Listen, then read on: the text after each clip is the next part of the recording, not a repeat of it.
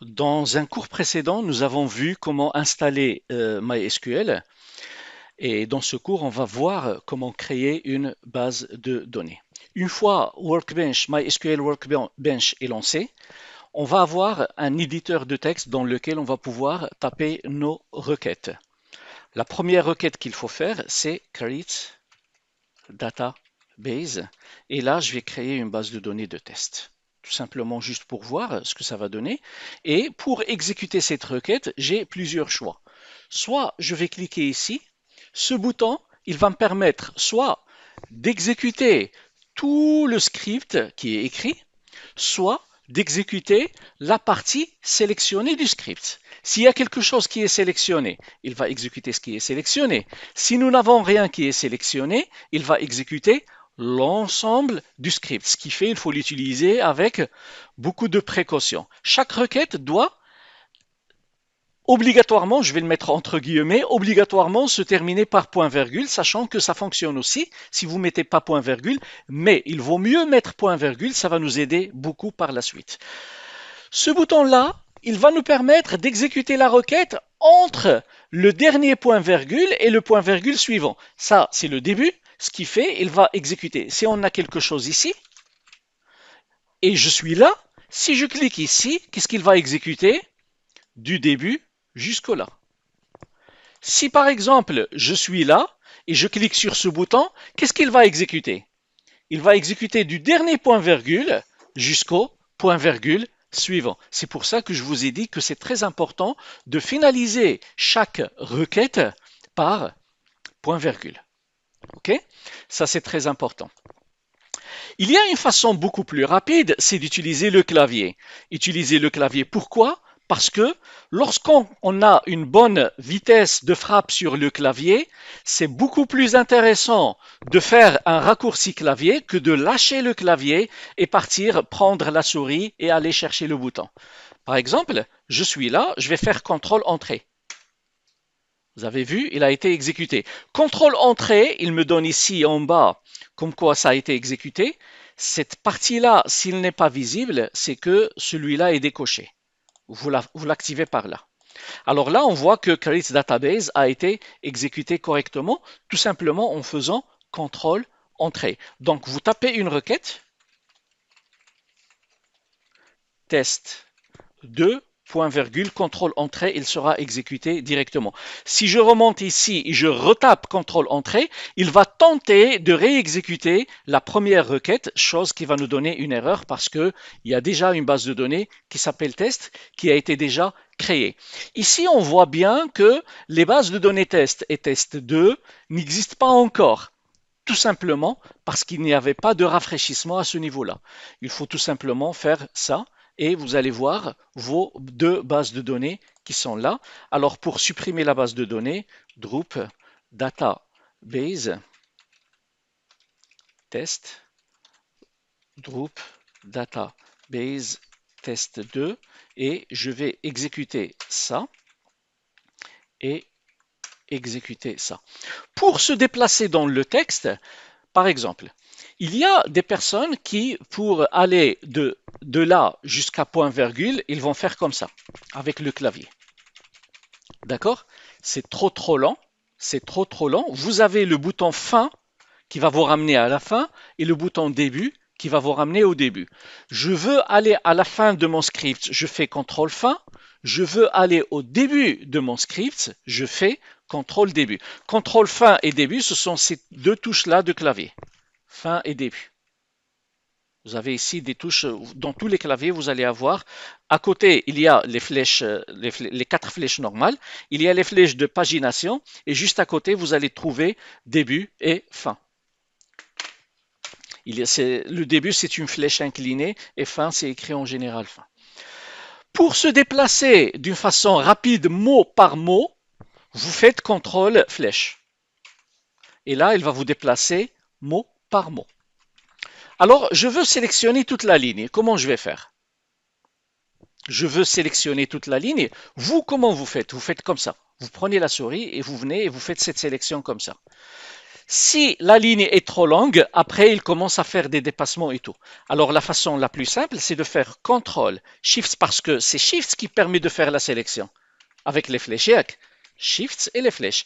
Si vous faites CTRL, SHIFT, fin, vous avez sélectionné le tout. Si vous faites Shift fin, vous avez sélectionné la ligne. Si vous avez fait CTRL, SHIFT et flèche, qu'est-ce que vous avez sélectionné? Mot par mot. Alors, là, je vous ai donné rapidement les possibilités, mais vous devez les tester pour les apprendre par cœur et avoir l'habitude de les utiliser quand vous tapez vos requêtes. Jouez et jonglez avec Shift, CTRL, flèche, avec Shift, sans Shift, essayez de jongler avec tout ça et regardez un petit peu l'effet que ça donne et essayez de les maîtriser en utilisant aussi les deux boutons début et fin. Ça, c'est pour la sélection.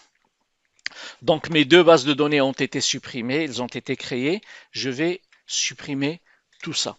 Moi, on va travailler sur cet exercice. On a ici le MLD ou le modèle physique de données d'une base de données de location dans laquelle on a des biens immobiliers qui ont des types, des biens immobiliers qui se trouvent dans des quartiers et chaque quartier se trouve dans une ville. Un bien immobilier est possédé par un client. Cette relation, c'est pour désigner la possession, le propriétaire. Et le contrat, c'est pour désigner la location. Donc le bien peut avoir plusieurs contrats et le contrat concerne un seul bien et le contrat concerne un seul locataire qui peut être aussi un client. Le client peut être soit propriétaire, soit locataire. Donc, on va essayer ensemble de créer cette base de données sur Workbench en utilisant le script. La première chose à faire, c'est de faire le script complet. Lorsque je vais l'exécuter, il va commencer à zéro la création de la base de données. Ce qu'il fait au début, qu'est-ce qu'il doit faire? Il doit la supprimer si elle existe. Si la base de données existe, il va la supprimer. Donc, on va faire group database if exist location. Je vais l'appeler 201. Et après, on va faire create database location 201. Ça, c'est pas suffisant. Ça, c'est pas suffisant. Ça va marcher, mais c'est pas suffisant. Use location 201. Pourquoi? Parce que ici, j'ai pas précisé le jeu de caractères que ma base de données peut accepter. Qu'est-ce que le jeu de caractères? Des fois, surtout ici au Maroc, on peut créer une base de données qui va contenir du caractère en arabe. C'est du caractère UTF-8.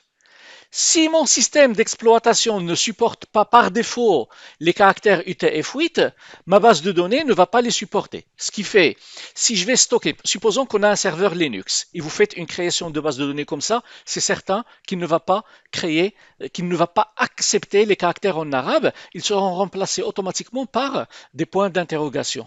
D'où il est primordial de préciser ici collate ou la collation, collate, et faire UTF-8 MB4 général CI. Ça veut dire que c'est dans ma base de données, je vais utiliser un jeu de caractères de type UTF-8 avec la taille MB4 et qui est case insensive. Qu'est-ce que ça veut dire case insensive? Case insensive, select étoile from ville where non like T%, cette requête, qu'est-ce qu'il va me donner?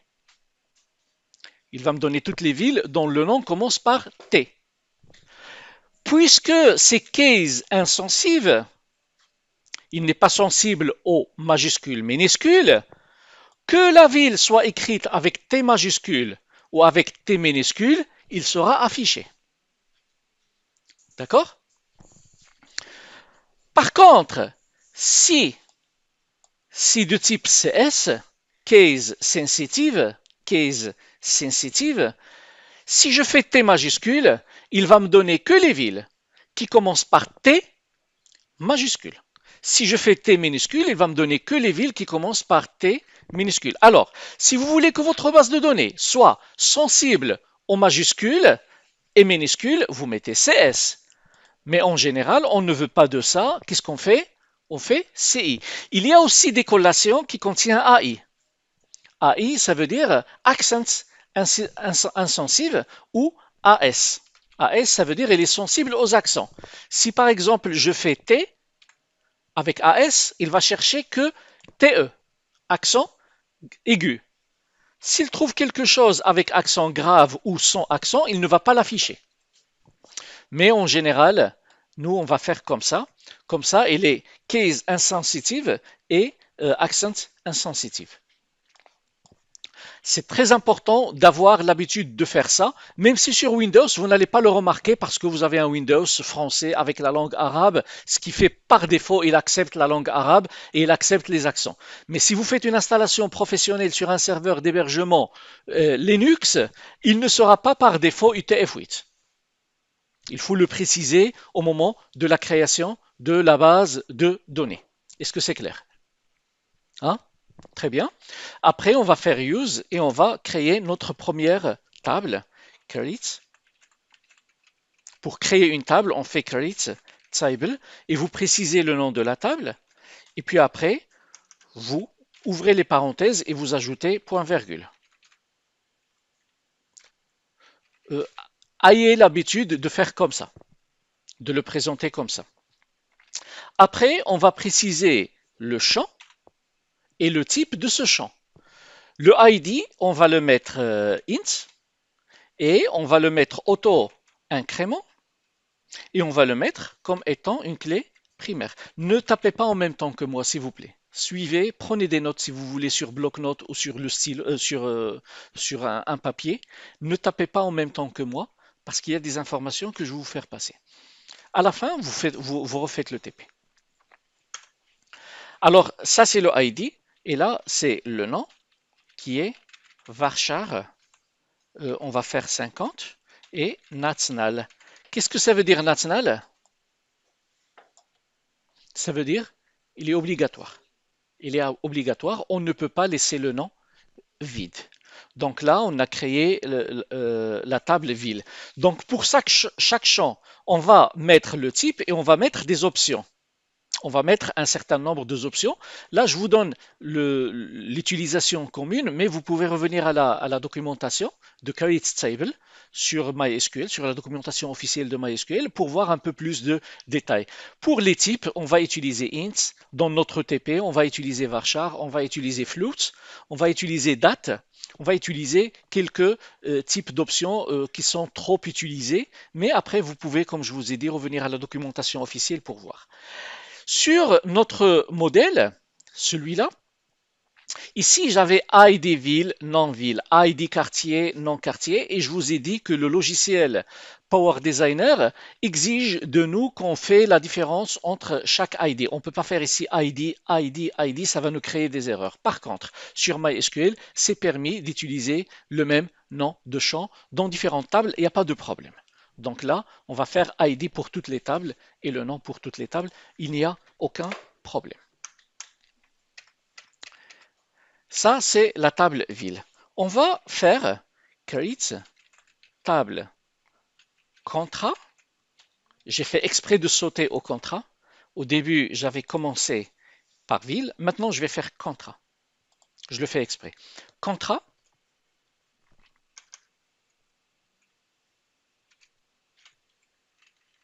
Qui contient un ID. Je ne veux pas maintenant me concentrer sur les types. Je vais taper tous les champs et puis après revenir mettre les types et les options. OK? Donc le ID contrat, date création, date entrée, date sortie, les charges, le loyer et le ID client, le ID bien ou la référence et c'est tout. C'est tout ce qu'on a. Donc, on a la référence et le ID client, date création, date entrée, charge et le loyer du contrat. Donc, on a ça. Donc, voilà, ça c'est fait. Et maintenant, je vais faire le reste. Donc, le ID, c'est exactement la même chose. La date création, on va la faire date Notes null. La date d'entrée, on va la faire date, mais on va laisser, il accepte les nuls. La même chose pour les dates de sortie. Les charges, c'est float. Le loyer, c'est float. Le ID client, c'est int not null. Pourquoi not null? Parce que c'est une clé étrangère. C'est avec elle qu'on va faire la relation avec la table client. Et référence int not null aussi. Ici, il y a un espace qui manque. Point virgule. Est-ce que je peux faire les relations maintenant? Là, j'ai ajouté les champs sur lesquels on va mettre les relations. Mais est-ce que je peux créer les relations directement maintenant? Pourquoi? On n'a pas encore créé la table client qu'on a besoin avec ID client et la table bien qu'on a besoin avec référence. D'ailleurs, c'est pour ça que j'ai sauté de la ville vers contrat pour vous montrer cette possibilité-là. Maintenant, on va faire les autres tables de la même façon. Create table quartier. Create table quartier. On a type. Create table client. Alors, le quartier, c'est plus ou moins comme la ville. Et la même chose pour le type. Donc, le quartier, il a le ID, le nom, et il a le ID. Ville, int, not, null. Le type, il a le ID et le nom. Le client, il a le ID, le nom, le prénom, l'adresse et le téléphone.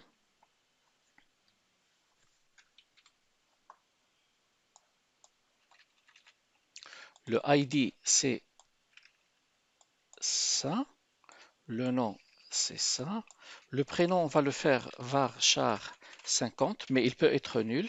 L'adresse varchar 150, il peut être nul. Le téléphone varchar 20, il peut être nul. Le téléphone, c'est caractère variable. Il ne faut pas le mettre sous forme de numéro parce qu'il peut contenir des espaces. Il peut commencer par 0. Il peut contenir des parenthèses. C'est pour ça qu'il vaut mieux le mettre varchar. Mais il vaut mieux, il faut le mettre varchar. Et il nous reste la table bien. Create table bien. Le bien, c'est la référence, la superficie, zit, le nombre de pièces, le loyer, le ID type, ID client, c'est le propriétaire, et le ID quartier, c'est le ID du quartier dans lequel il se trouve. Donc on va faire la même chose pour la référence. La superficie, on va la mettre float, not null. Le nombre de pièces int ou la small int, comme ça on va voir un peu plus de types de champs. Le small int, c'est un int qui est plus petit, qui va prendre moins d'espace sur le disque dur. Not null. Le loyer float. Le ID type int not null. La même chose pour le client et le quartier.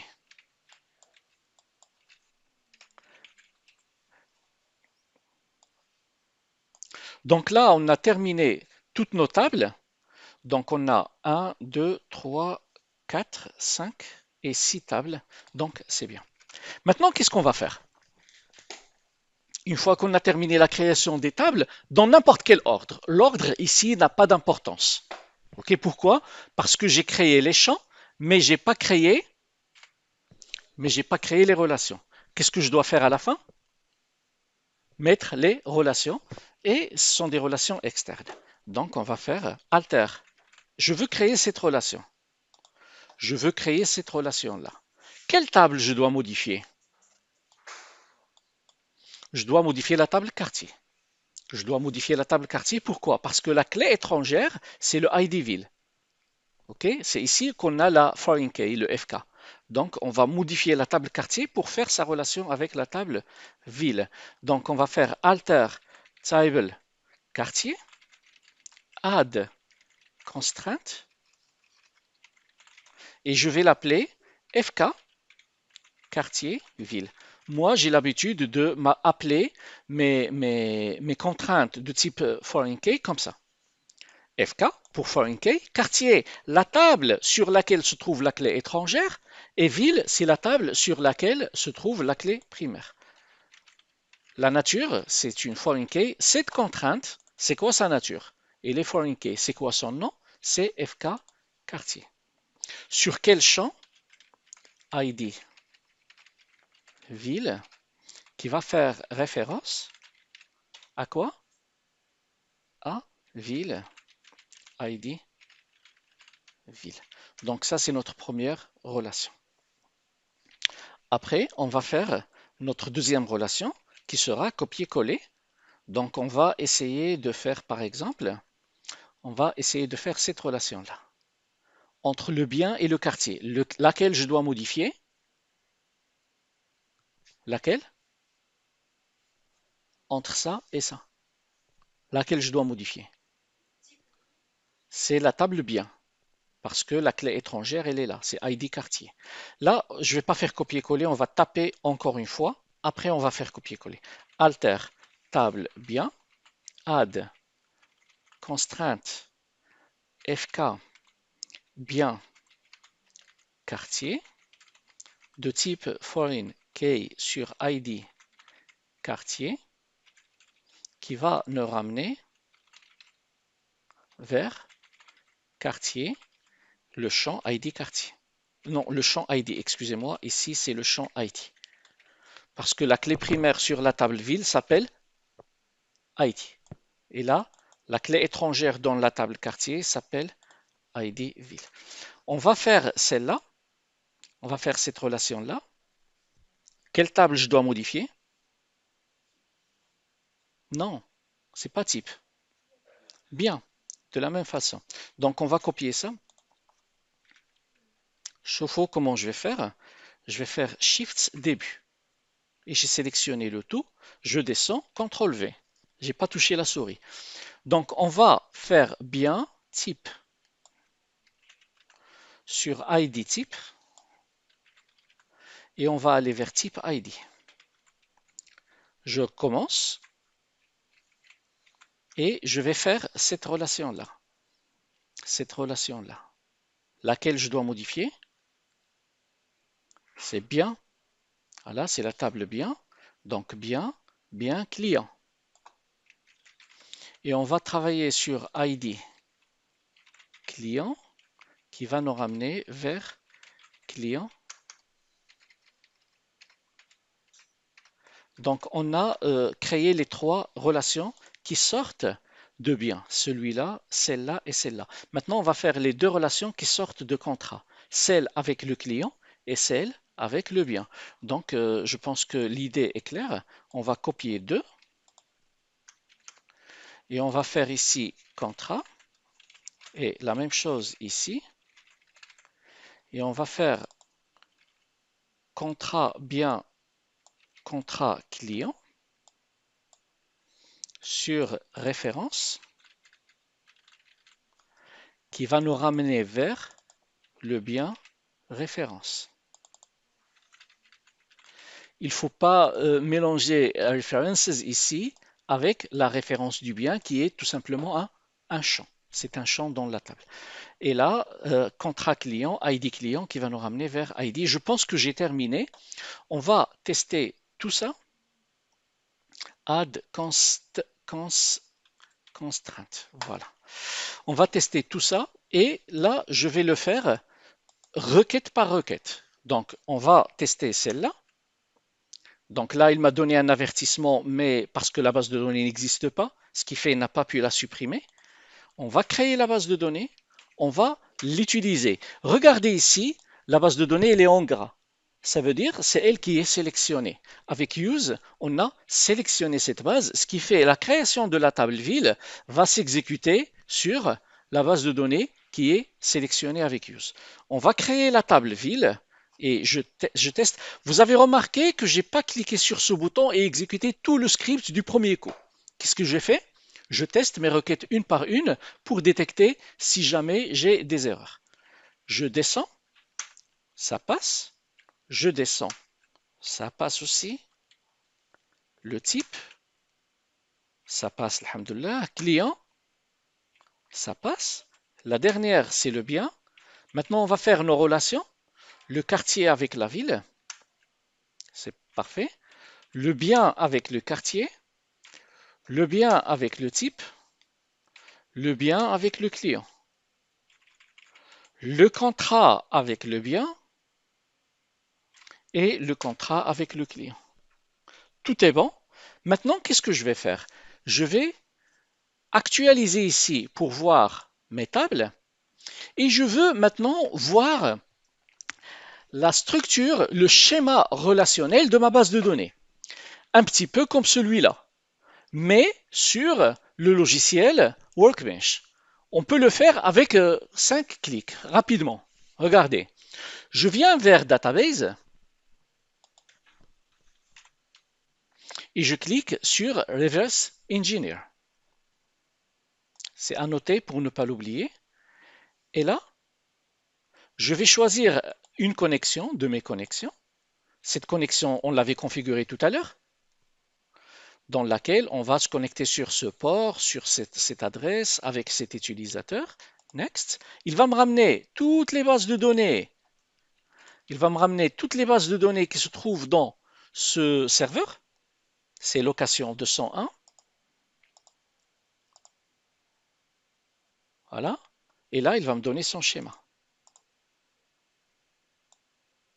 Son schéma relationnel. C'est grâce à ce schéma que je vais être sûr à 100% que mes requêtes étaient bonnes.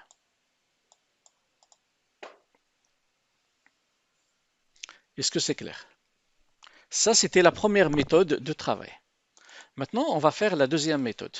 Donc, cette méthode-là, on va l'appeler méthode avec relation externe. Méthode 1.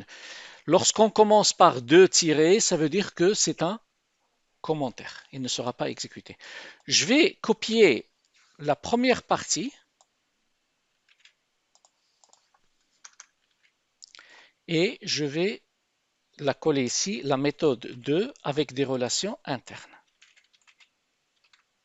Et là, on va travailler avec la base de données 201B. 201B et 201B. Maintenant, concentrez-vous avec moi, s'il vous plaît. Est-ce que je vais faire mes relations internes? Ça veut dire que la relation sera créée en même temps que je vais créer la table. Est-ce que je peux commencer par la table contrat? Non. Pourquoi? Parce que la table contrat, quand je vais la créer, en même temps, je vais créer cette relation. Et cette relation va la ramener à la table client. Si je commence par la table contrat alors que la table client n'existe pas, ça ne passera pas. Il faut que je commence toujours par les tables qui ne contiennent aucune clé étrangère.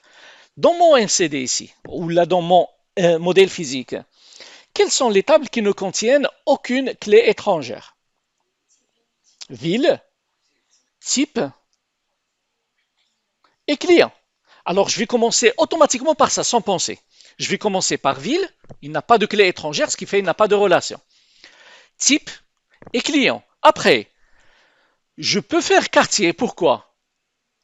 Parce que quartier sera en relation avec ville et ville, il existe déjà. Après, je peux créer le bien. Pourquoi? Parce que le bien va créer une relation avec le quartier qui existe déjà et avec le client qui existe déjà. Finalement, je peux créer le contrat. Donc, ma logique sera de cette façon. Donc, je reviens. Je vais commencer par ville, type et client. Donc, je vais les réorganiser. Donc, ville, type client. Je ne peux pas faire contrat. Je peux faire quartier et bien. Et contrat, Je vais la laisser à la fin telle que je l'ai expliqué tout à l'heure. De toute façon, ceux qui n'arrivent pas à suivre avec moi, tout ça c'est enregistré. Je vais vous le laisser et vous pouvez arrêter et revenir en arrière pour réécouter l'explication. Donc, on a commencé par les tables qui ne contiennent aucune clé étrangère, ville, type et client. On voit bien qu'ils ne contiennent aucune clé étrangère. Après, on va faire quartier parce qu'il sera lié avec la ville. On va faire bien parce qu'il sera créé avec le client et le quartier. Et on va faire le contrat qui sera lié avec le client et le bien. Et on va faire les relations. On peut les faire de deux façons différentes, mais moi, je préfère les faire de cette façon. Constrainte. FK. FK. Quartier. Ville. C'est la même chose que tout à l'heure. Sur ID. Ville.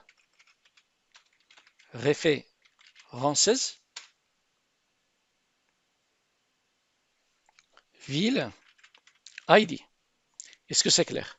Donc, au moment de la création de la table quartier, on va ajouter une constrainte qu'on va nommer FK de type foreign key sur le ID ville qui va nous ramener vers ville ID, le champ ID de la table ville. Et ici, il sera sur le champ ID ville qui est celui-là. On va faire une autre ici, constrainte FK bien client de type foreign key sur le ID client qui nous ramène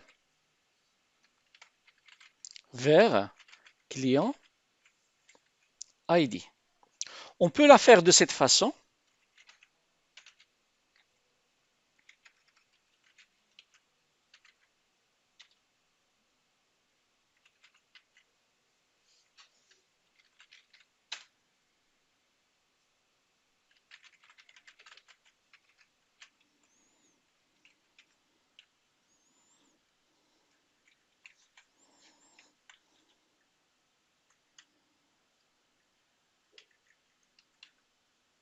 On peut la faire aussi de cette façon, qui nous ramène vers le quartier ID. On va la tester. On va la tester tout à l'heure. Alors, le contrat, moi, je préfère toujours travailler avec de cette façon parce que c'est moi qui va nommer ma relation. Je vais copier ça. Et je vais la coller deux fois. On va faire ici contrat client et on va faire contrat bien. Ici sur ID client qui va nous ramener vers client ID. Et ici, on a oublié une relation. Et ici, on va faire avec contrat bien qui va être sur référence, qui va nous ramener vers bien référence. Excusez-moi, ici, il fallait que je mette trois relations. Combien de relations j'avais mis? J'ai fait une relation ici. J'ai fait une relation séparée ici. Et j'ai oublié le type. Donc, je vais l'ajouter ici. Et on va tester parce que là, je ne suis pas certain à 100% que ça va fonctionner comme ça. Peut-être qu'il y a quelque chose qui manque. On va tester tout ça. Alors, on va faire Drop Database location 201. On va créer la base de données. On va l'utiliser. Je vais rafraîchir juste pour voir comme quoi elle est bonne. Il n'y a aucune table encore. On va créer la table ville. On va créer la table type. Et on va créer la table client. Là, il va créer la table quartier. Et en même temps, il va créer une contrainte qui va lier la table quartier avec la table ville. Ça passe. Maintenant, il va créer bien et en même temps, je vais tenter de la lier avec quoi?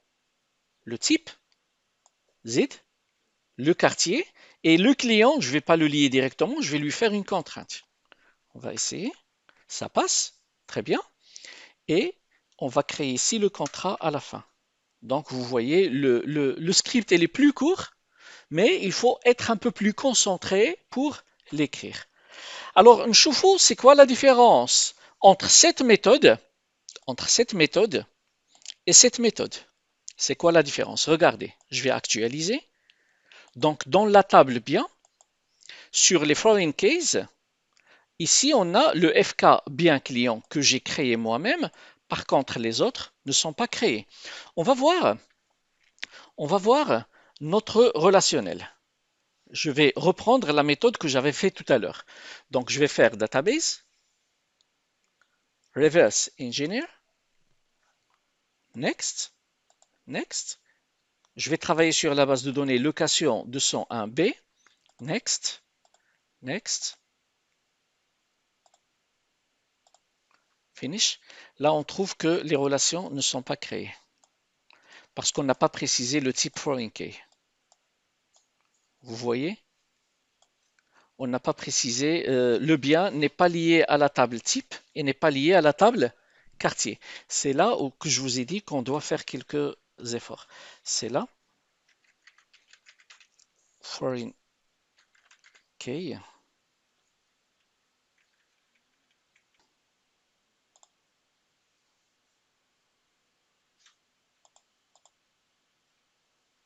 De toute façon, cette méthode, on va la zapper